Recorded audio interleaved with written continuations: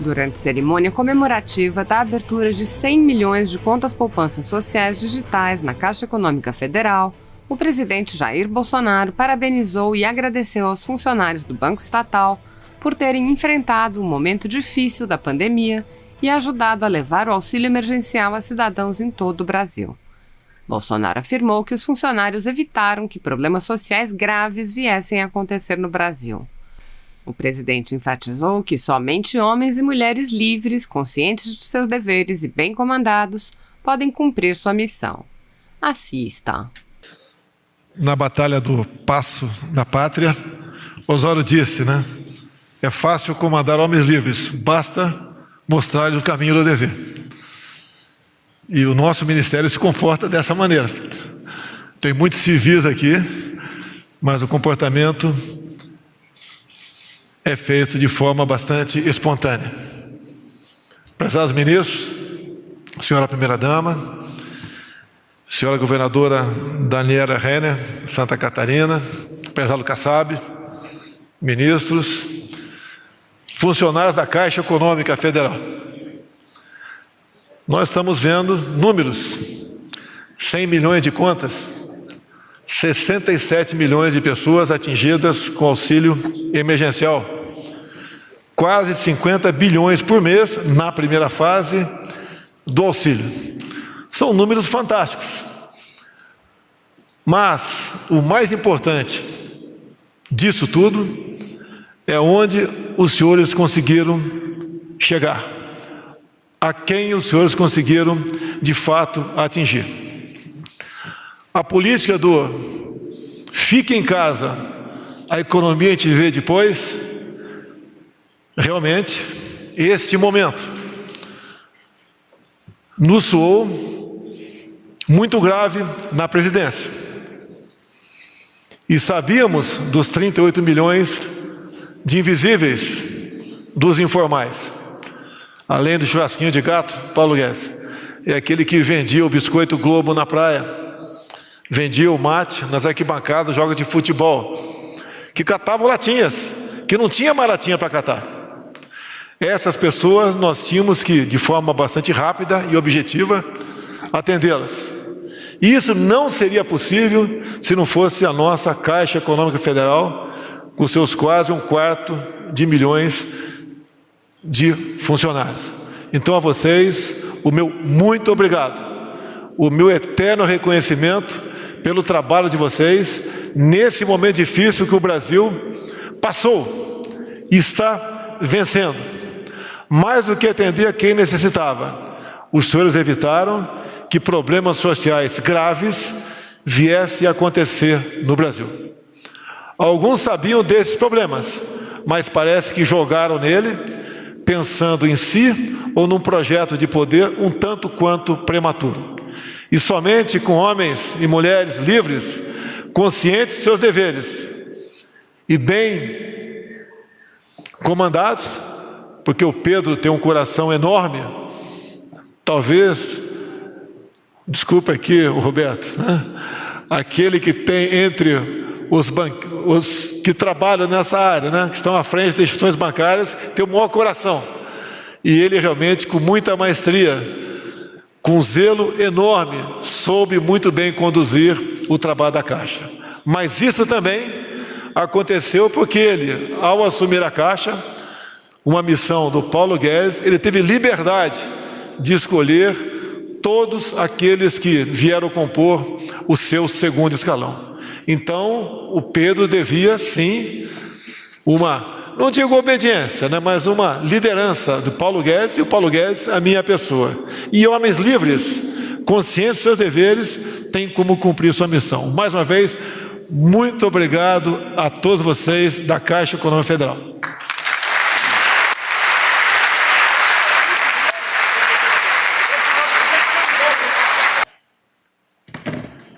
Boa tarde a todos. Presidente Jair Bolsonaro, primeira-dama Michele Bolsonaro, meus amigos ministros, Pedro, Roberto, meus amigos também e amigos presentes.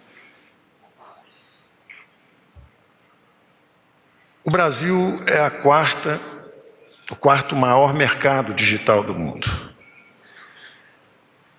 O presidente foi um fenômeno eleitoral na terceira maior democracia digital do mundo. E essa equipe, eu agradeço a confiança do presidente em mim,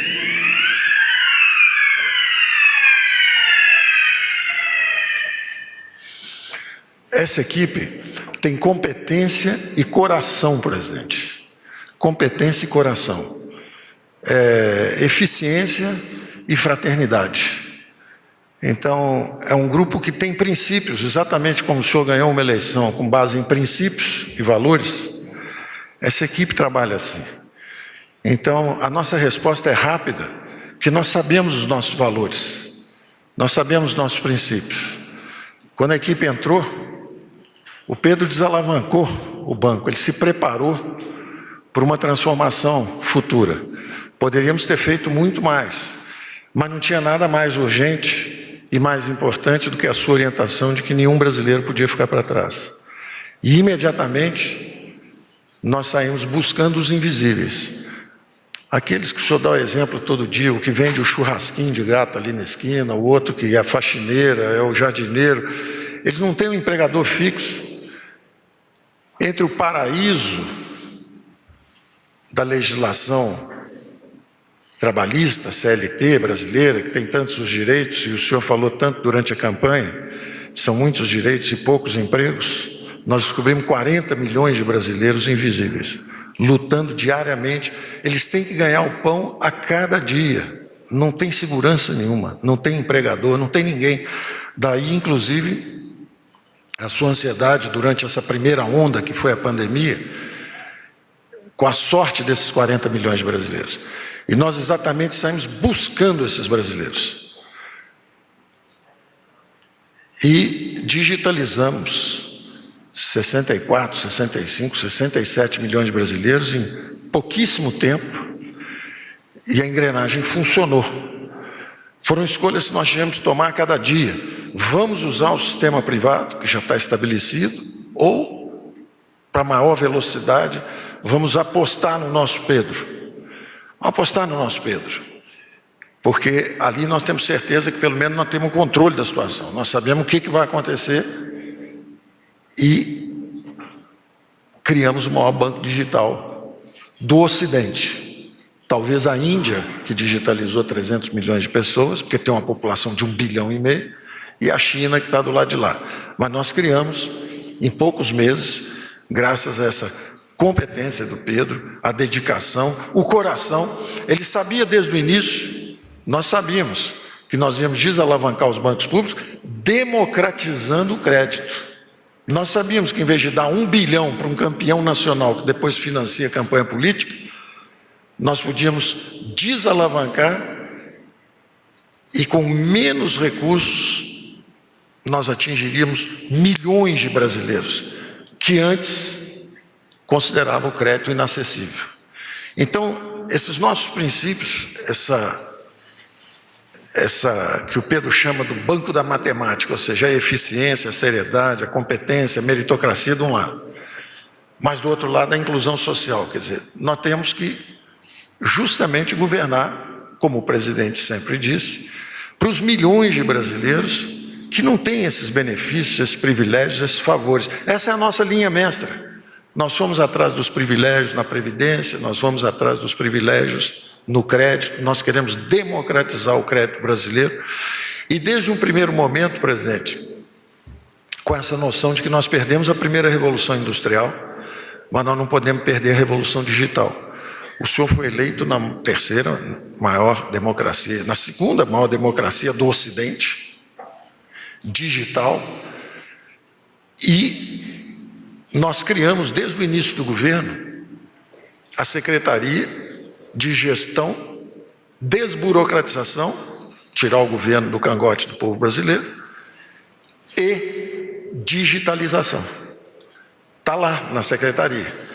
Então, o Pedro, um extraordinário gestor, jovem, eficiente, competente, coração enorme, Brasil afora digitalizando, e permitiu esse programa de assistência social, um programa federal de assistência social, que através da Caixa foi tangibilizado.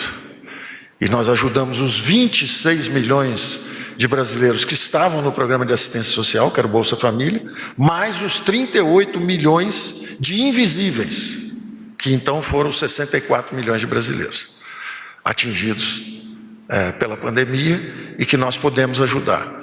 E os resultados, presidente, estão começando a aparecer. A economia brasileira é uma das que está voltando mais rapidamente. Criamos 100 mil empregos em julho, 200 mil empregos em agosto, 300 mil empregos em setembro, de forma que no ano nós perdemos menos empregos do que foram perdidos em 2015 e perdemos menos empregos que foram perdidos em 2016, quando não houve essa tragédia. Ou seja, em setembro de 2015, a essa altura, nós tínhamos perdido 650 mil empregos. Pois bem, a essa altura, nós perdemos 550 mil, 100 mil a menos, no meio da maior pandemia da história moderna. E com uma diferença, naquele período, empregos continuaram a ser destruídos até o final do ano, chegou quase a 1 milhão. E nós vamos reduzir o desemprego. Nós vamos empregar mais gente, criar mais empregos até o fim do ano. Os registros vão dizer que o desemprego aumentou de 13 para 14, claro, ninguém contava os invisíveis, ninguém contava os 40 milhões, estava escondido. Então era muito fácil relatar um desemprego de 13, agora vai ser 14, vai ser 15, mas a pergunta é o seguinte: quantos milhões de brasileiros estavam invisíveis e foram atendidos? Então nós temos muito orgulho dessa equipe. Eu quero também agradecer ao Congresso e ao presidente, que na campanha ainda conversamos sobre o Banco Central Independente. O presidente, vamos em frente com esse projeto. A missão de um Banco Central, a responsabilidade do Banco Central é com a preservação da estabilidade da moeda de um país, a preservação do valor, do poder de compra, dos salários, milhões de brasileiros trabalhando. A inflação não pode subir, porque eles perdem o valor de compra da moeda. A indexação é uma fuga, é um disfarce, é a falta de coragem de enfrentar a inflação.